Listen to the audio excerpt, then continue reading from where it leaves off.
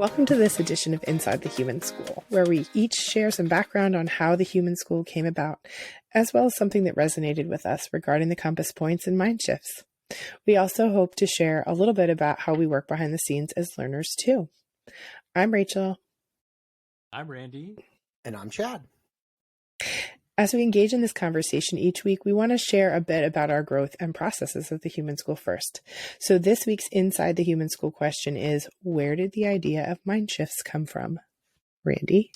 So as we were reflecting on 34 years in public education and arriving at this thing called the Human School Compass, realizing that changing systems has certain leverage points, and doing some reading, particularly by somebody named Danella Meadows, and we will link to her brief 2-page article with her lovely chart in the caption of the video here and on YouTube and on our website. But this idea that there are certain leverage points to changing systems, and we're talking here at the Human School about total system transformation. We're not talking about tweaking or tacking on things to the current system. We've experienced that, and we know that that doesn't work. So looking at her model and looking at the far end and the farthest end, where it is changing paradigms and changing the ways that we think about things, changing mindsets or mind shifts, that is the highest leverage point to changing systems. And it is the most challenging, though, too, because it has the most friction points. But if we can get through those friction points, if we can change the way that we think about things, if we can change our paradigm, we can change large systems. So that's a brief 2-minute overview on how we got to this idea of the mind shifts. Within the compass points, which are those actions, we have ways of thinking, and the mind shifts are the entry points into different ways of thinking, shifting the paradigm around things like leadership and curiosity and reflection, etc. And we had talked early on about how, and still this is the evolution of where we're at, is that these mind shifts are a continuum. No one is all one thing or one way, and no one we're not masters of these mind shifts. They're things that we think about maybe more than we used to, but it's not that people just innately get these things. You're moving in a direction or a continuum towards those. I don't know if you would agree with that, Randy, or not, but yeah, and they're very contextual. And Rachel's journey through this compass and the different mind shift is going to be different from mine because we work in different contexts. And, that's a really, really important point for us and the people that are listening to this to understand. We live in this world that is so left-brained, that is so checklist-oriented, that is so like, what are the steps I have to take? And while we're providing this framework, I'm not even sure what to call it, but it's an idea, and the idea you have to think about. I can't do that work for you. We can't do that work for you. You have to take the idea, the wide guardrails, and put that in your context and say, oh, I'm in a culture where maybe we need to all start with this realization that we're all leaders, and maybe that's the mind shift you want to work on. And the other thing that I think is really interesting about this project that we're working on is a year from now, we might find that there are a half a dozen or one mind shift that we never thought of that people are constantly bringing up. This is the first iteration of an idea that came from me just reflecting on decades of doing work in public education with some really great people, experiencing challenges and the messiness and the ugliness of trying to bring about change, and putting this framework out there. Hopefully it intrigues people, hopefully people become curious about it, and hopefully people make it their own and work with us to create a version 2.0. I love that. So speaking of being curious and learning, let's talk about what we're curious about or what you're learning this week. So for me, some of us have been reading Atlas of the Heart from Brene Brown. And one of the things that she talks about is how she defines belonging.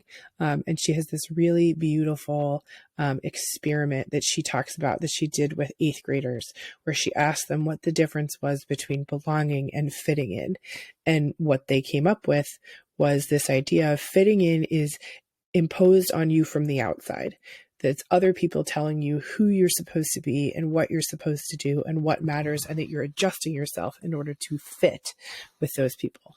Versus belonging is you are accepted for who you are in the way that you are. You're not changing yourself. That the way that you are is perfect with the people that you're belonging to. And so I found myself thinking a lot about what that looks like for all of us in our different contexts, and how, especially as someone who really loves the classroom and thinks so much about students, how do we foster that with our students? How do we help them belong, not fit in, belong? And how do we help other students be that open and willing to accept people for who they are versus who they think that they're supposed to be, or who they believe someone else is supposed to be? So I spent a lot of time thinking about that this week. So what would you say, Rachel, is the mind shift that's associated with that? I think that there's multiple parts to it. I mean, I think that that's always what it is, right? So for me, part of it is the storytelling piece, is making space for other people's stories, as well as telling your own, telling who you are, as well as encouraging others to tell who they are. So that's the one that probably comes to mind first. Yeah, I love this conversation, because my mind automatically went to the put the human first mind shift. That, society has this average human being, this sort of, this is who Rachel should be. And how often do we do things in schools that really tell kids what their identity should be, tell adults what their identity should be, and that you should conform to this? And I think what you're talking about is flipping that, looking at it as, we put the human first. Like, who are you? Correct. And then what's a match for that who you are? You could also make an argument, and I mean, I don't know that I would go this way yet, but it could be a new mind shift in navigating from being who others expect me to be, to being who I am and who I want to be, right? So if we think about it from that framing, and we are testing these hypotheses out about the mind shifts, there is this focus on expectations, the social construct of who I think I'm supposed to be. And if our beliefs, our learning beliefs, are tied directly to people embracing their uniqueness, then there's nothing more powerful than learning who you are and designing a system that helps learners to figure out who they are, which is just really exciting to me. And what that system is doing, we can boil down to the word standardization. It's trying to erase all variations of individuality and saying that's a problem. You need to conform to the norm that the group or the society or the school community or whatever thinks that you are. So you need to mute the things that are individually you that don't fit in, and you need to embrace things that may not be who you are, but it's what the group expects. And that's, if we're talking about the human school and humanization and becoming more human, that's the thinking that we want to change. And what I love about this conversation is there are so many things that are part of this system that we want to change, that we can use the compass and the mind shifts to really understand more deeply and keep in the forefront of our thought, and really start to change the way that we think about these things. Because remember, shifting our mindsets and the way that we think about things is one of the most difficult things for us to do. And we have to keep repeating and bathing ourselves figuratively in these ideas. So over the course of time, we can think differently about these things.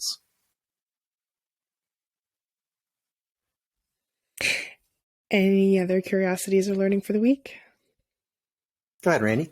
So sort of related to that, and I know it's going to weave into the idea of Chad's reading The Collective Illusions, reading the same text, but I'm not going to reference the text. I'll let Chad reference the text. I found a video. We'll put this link as well in the comment section on the website and in the YouTube video. But it was a conference video, and Todd Rose was being interviewed, and he talks about this idea of collective illusions, but he connects it to the idea of education. And maybe he does it in the book. I'm not done with the book yet, but I was really curious about, he's a person who's in the education space, and he's writing about this idea of collective illusions, that as we have as human beings, we have this need to be accepted as part of a social group. And part of that process is oftentimes giving up our own beliefs about something to feel like we fit in. So there's this, what he calls the collective illusion, where we all could be outwardly projecting something that none of us actually agrees with or believes in, but we all think everybody else does.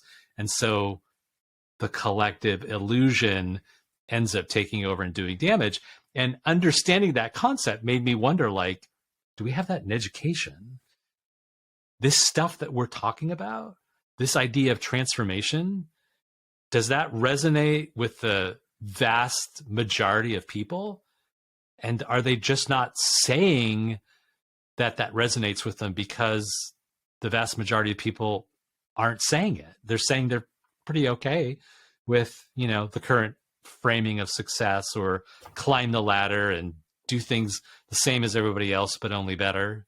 Are we okay with that? And he says that his group Populus, in this video, he says his group Populus has studied this, and their data points to, yes, education is experiencing a collective illusion.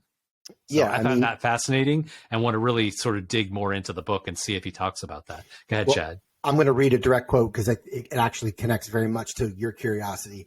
He says that when he's talking about social norms, right? We think that since they exist and most people follow them, everyone agrees with them.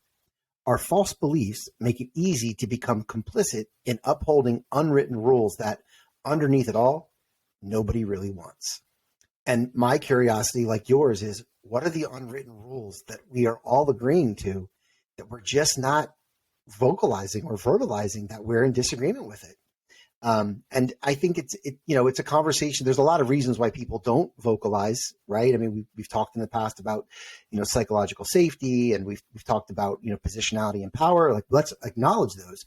But I think another barrier or friction is what Todd Rose talks about, the collective illusion that everybody believes that this is the acceptable behavior, when in fact, no one actually does. It's just no one has the courage to stand up and say, why are we doing this? And so I think, Todd Rose connects to me personally because he is an objector.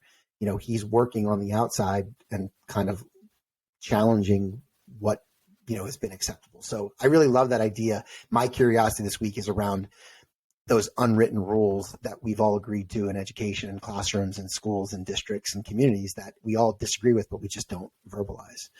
And I know we kind of finish our conversations with our commitment. So my commitment this week is I'm pretty close to finishing Todd Rose's Collective Illusion, and, trying to find a way to share back out with the community some of the insights that I've gleaned from it and how it can help us to make our schools more human. So my commitment is I'm going to try to write more. I think I texted both of you today. I feel like I'm just so unfocused. My mind is like going in 1,001 different directions of curiosity, and sometimes I have trouble controlling that. And so maybe sitting down and writing and finding the time to do that will help me get a little bit more focused. And understanding that writing is a creative process, and always in the creative process, the first draft of everything is usually crap. So I will release the expectation that it is anything but crap. All right, back to you, Rachel. Amen. Okay, so I am just about finished with Adam Grant's Think Again, and I'm going to be picking up Street Data next. I'm really excited about it, so we'll see. Human-centered data curation. Yeah. Interesting. That's the plan. So we wanted to thank you so much for learning alongside us for this edition of Inside the Human School, where our goal is to learn in public and share a little bit about how we're learning this week and intend to learn more about in the future. Visit thehuman.school and its Learning in Public Hub for additional resources and join the conversation in our Facebook community.